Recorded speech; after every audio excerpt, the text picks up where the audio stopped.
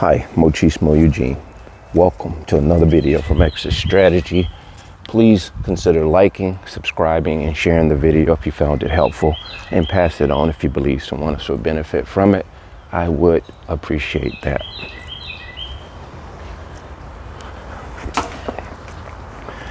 Okay, let's talk about correction. Correction is a blessing. Rejection is a curse. Even the Bible talks about even when a fool is corrected, he's considered wise. Now, for all you guys who don't embrace Bible, it doesn't apply to you. No, I recant. It applies to you as well. Just a little morning humor, but I'm not here to browbeat you. I just want you guys to understand that correction in your life, now that you have awakened from this atrocious disorder of a narcissist, you now know that all the correcting throughout your life, whether it was by your parents, your teachers, a stranger in the street saying, don't throw those rocks in that window, don't steal from that store. These are things that were, these were conduits that, if you will, that formed a certain behavior in you. It formed a behavior of discipline in a way that God was pleased with. Although some of us, we did it out of a robotic expectancy of what those adults and guardians told us. Most of us did it for that reason. But as time went on, you began to somehow become passionate about just doing the right thing. There was even a movie by Spike Lee, Do the Right Thing. And so it wasn't superficial words then. It wasn't just something people said, I'm gonna do the right thing, I'm gonna keep it real. We actually lived by what we said. And although there were some people that were shifty and shady, and it always has been since the beginning of time, but those were the days. Now, fast forward to 2025 and probably prior, when the cat got let out of the bag, we would say 2019. I say it over and over again. Pandemic, I believe, by the hand of God, was allowed because it woke people up to this demonic overthrow in a way that I don't think would have ever happened. In the book of Genesis, I believe, if not Exodus. So, the king of Egypt didn't want to let God's people go, the Israelites. And God allowed all these pestilence and these plagues and all this stuff. All of this stuff befell this king of Egypt, Pharaoh. And for some reason, and I'll say some reason, put a pause in that, he did not relent. But if you notice in the Bible, he at some points, he threw little, I don't know what kind of word I want to use for that. He threw little hints that he would let them go, only to reject the correction. And so therefore the curse came. And just like the Israelites, they were corrected. It accepted Moses coming to try to give them to the promised land. But at some point another along the way, they began to reject the whole idea because something was so familiar to them. So they would rather go back and be filled in their physical stomach and be oppressed in their spirit. And this is some of us who go back to the narcissist.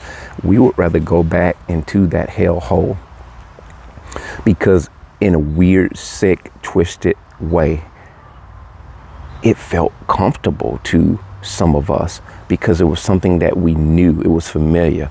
I won't say comfortable, familiar. So the familiar is why the human nature continuously goes back and rejects the correction. So the pestilence came and, finally he let him go. And he went as far as Pharaoh went as far as to try to kill every 2-year-old child in the land in order trying to kill the Christ.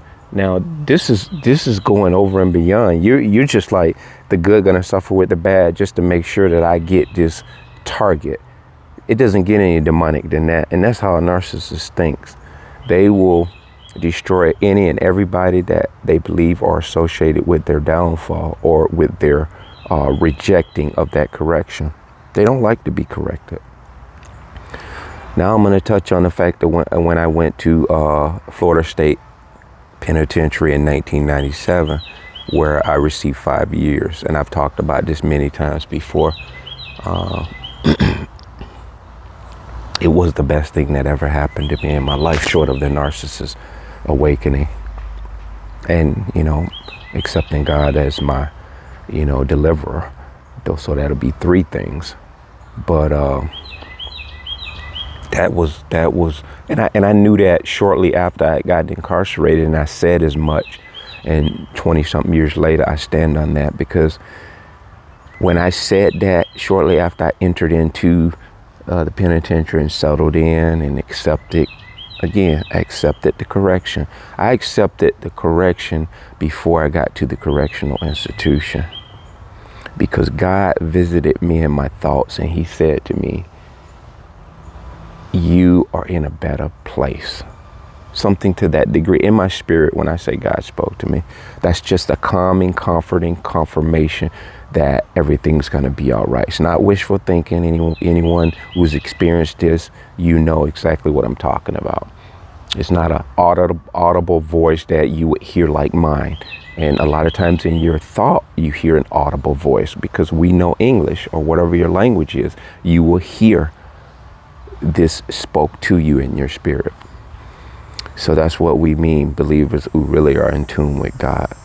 God spoke to me. So as I entered into the penitentiary, I began to start accepting everything that happened in this situation with regards to the wife, the domestics, whether she called the police or whether she was setting me up, or whatever the words you want to put in those blanks to suffice whatever you went through.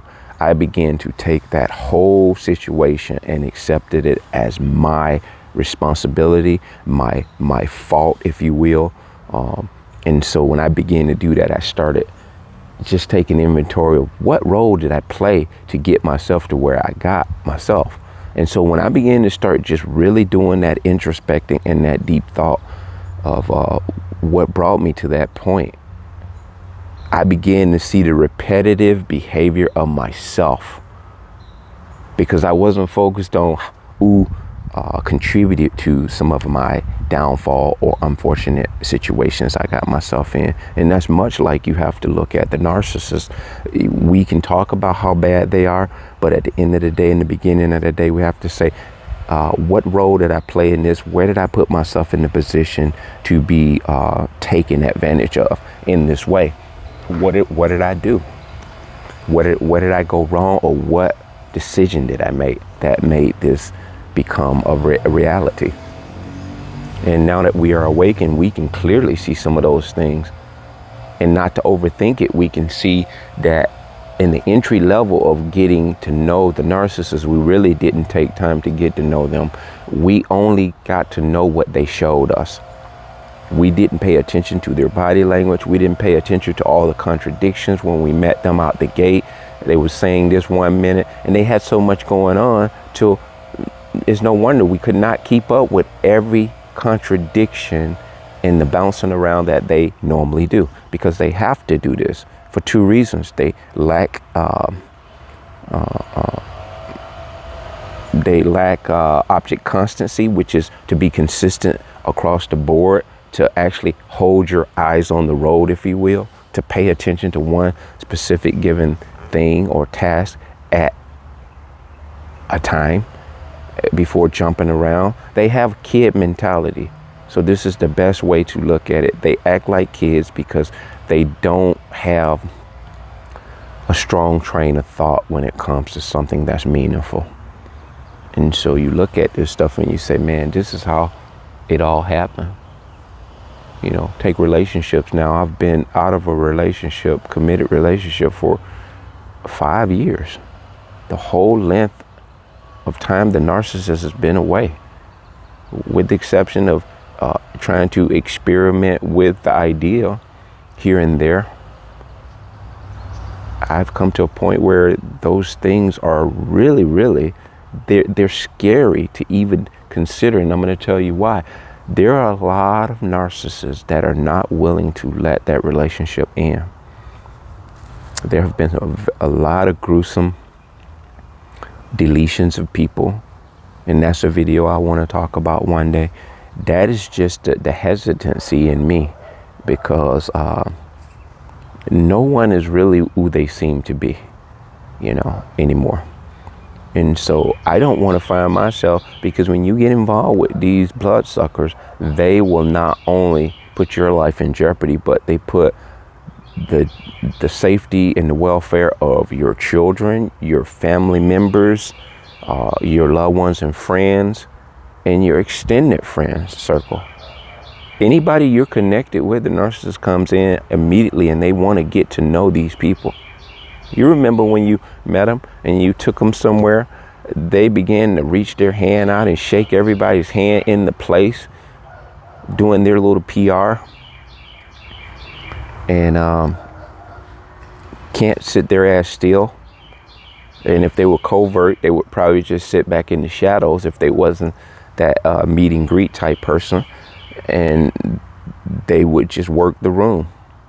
They would just work the room, and what they're doing is getting intel from everything in that room to see who knows who, what's the connection to who, how strong is that connection, and they would be eavesdropping. They would be hearing the details of that connection.